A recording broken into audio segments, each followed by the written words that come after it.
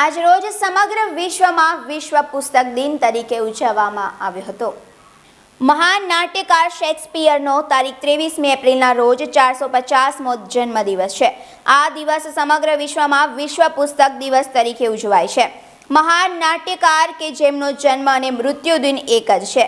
આ દિવસને 1955થી વિશ્વ પુસ્તક દિવસ તરીકે યુનેસ્કો દ્વારા ઉજવવાની શરૂઆત કરવામાં આવી છે।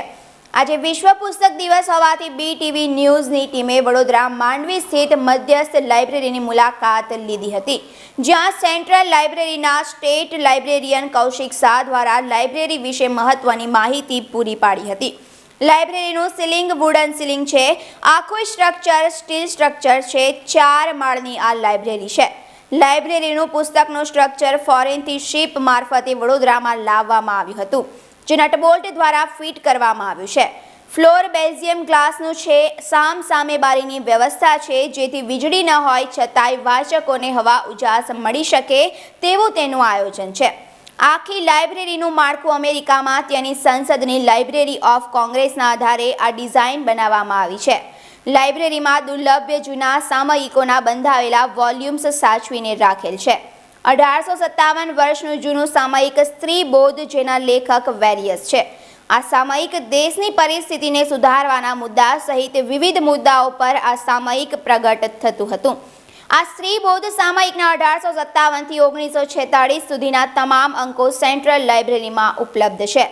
ચોથા માળે વડોદરા સ્ટેટ સમયના 1901થી માંડી 1941 સુધીના દર 10 વર્ષે વડોદરા રાજ્યની વસ્તી ગણતરીના તમામ વોલ્યુમ્સ ઉપલબ્ધ છે। વડોદરા રાજ્યના તમામ 5 પ્રાંત અમરેલી, વડોદરા, નવસારી, કડી, મહેસાણા તમામ પ્રાંતના સર્વ સંગ્રહ ઉપલબ્ધ છે, જેમાં વસ્તી, ઉદ્યોગો, રહેણીકરણી, આર્થિક પરિસ્થિતિ, રિવાજો જેવી માહિતી પ્રાપ્ત થાય છે।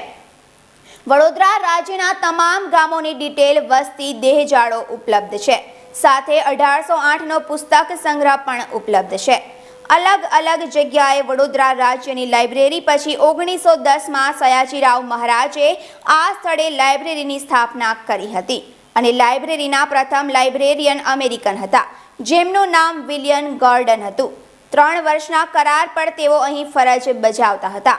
આજના વિશ્વ પુસ્તક દિને શહેરની સેન્ટ્રલ લાઇબ્રેરી વિશે દર્શકોને માહિતી આપવાનો BTV ન્યૂઝનો માધ્યમ દ્વારા આ પ્રયાસ હતો। સાથે લોકો પુસ્તકો વધુને વધુ વાંચતા થાય અને લાઇબ્રેરીની મુલાકાત લે, સભ્ય બને તો જ સાચા અર્થમાં આજનો આ વિશ્વ પુસ્તક દિન સાર્થક થશે। કેમેરામેન ધવલ પટેલ સાથે ક્ષિતિજ સુપેકર, BTV ન્યૂઝ। આવાજ તમારો નજર અમારી BTVની ન્યૂઝની ટીમે આજે મુલાકાત લીધી છે આપણા ગુજરાતની સૌથી મોટામાં મોટી લાઇબ્રેરી સેન્ટ્રલ લાઇબ્રેરી વડોદરાની। દર્શક મિત્રો, આજે વિશ્વ પુસ્તક દિવસ છે। પુસ્તકો પ્રત્યે લોકોમાં જાગૃતિ આવે, વધુમાં વધુ લોકો પુસ્તકોનું વાંચન કરે, તેવા ઉદ્દેશ સાથે યુનેસ્કો દ્વારા આ દિવસની 23મી એપ્રિલથી શરૂઆત કરવાની પ્રથા શરૂ કરવામાં આવી છે। તો આજે જાણીએ આપણે સેન્ટ્રલ લાઇબ્રેરીમાં જ કે પુસ્તકોનું શું મહત્ત્વ છે તેના વિશે, અને આ લાઇબ્રેરીનું શું મહત્ત્વ છે, ક્યારથી બંધાઈ છે, એના વિશે વધુ જાણકારી આપણે મેળવીએ।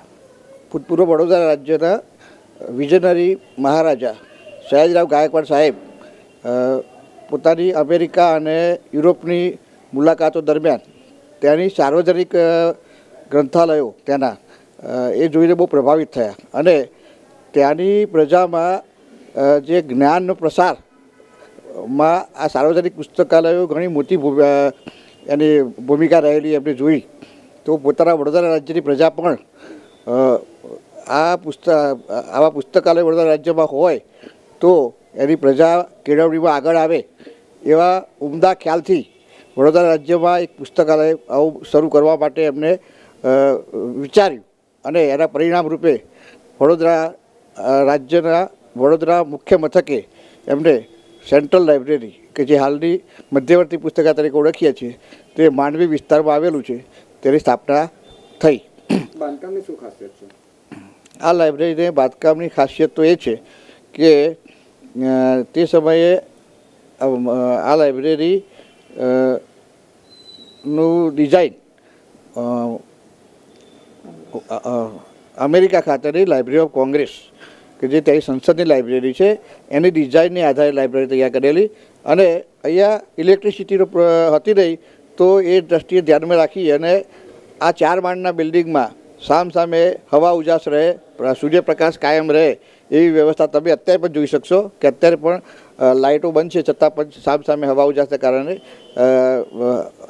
ચારે બાજુ સૂર્યપ્રકાશ છે. આ સિવાય 4 માળમાં જે સ્ટીલ સ્ટ્રક્ચર છે એ સ્ટીલ સ્ટ્રક્ચરની વચ્ચે 18 mm બેલ્જિયમ ગ્લાસનો ઉપયોગ કરેલો છે. આ ગ્લાસને કારણે સ્વચ્છતા અને પ્રકાશ બંને વસ્તુ જળવાઈ રહે છે અને લાઇબ્રેરી આખો સમગ્ર દિવસ દરમિયાન પ્રકાશથી લાઇટ ના હોતો પણ પ્રકાશ ત્યાં મળી રહે છે. તો એ આવા બેલ્જિયમ ગ્લાસવાળી આખા એશિયામાં એકમાત્ર લાઇબ્રેરી છે. આ ઉપરાંત જે સ્ટ્રીટ સ્ટ્રક્ચર છે આ લાઇબ્રેરીનું એ 4થા માળથી શરૂ કરીને ગ્રાઉન્ડ ફ્લોર સુધીનું સળંગ છે અને સળંગ સ્ટીલ સ્ટ્રક્ચર દિવાલથી દૂર રાખેલ છે કે જેથી ઉધાઈ વગેરે પ્રશ્નનો સમસ્યા ઊભી થાય નહીં. એની દિવાલ પણ ફાયરપ્રૂફ છે, અંદર અભરખની ભરેલું છે એટલે દિવાલમાં ક્યારેય આગની સમસ્યા ઊભી થતી નથી. આ બધા ઉપાયો બિલ્ડિંગ તૈયાર કરતી સમયે લેવામાં આવેલા હતા. એને કારણે આ બિલ્ડિંગે સ્થાપત્ય કળાની દ્રષ્ટિએ ઘણો વિશિષ્ટ નમૂનારૂપ બિલ્ડિંગ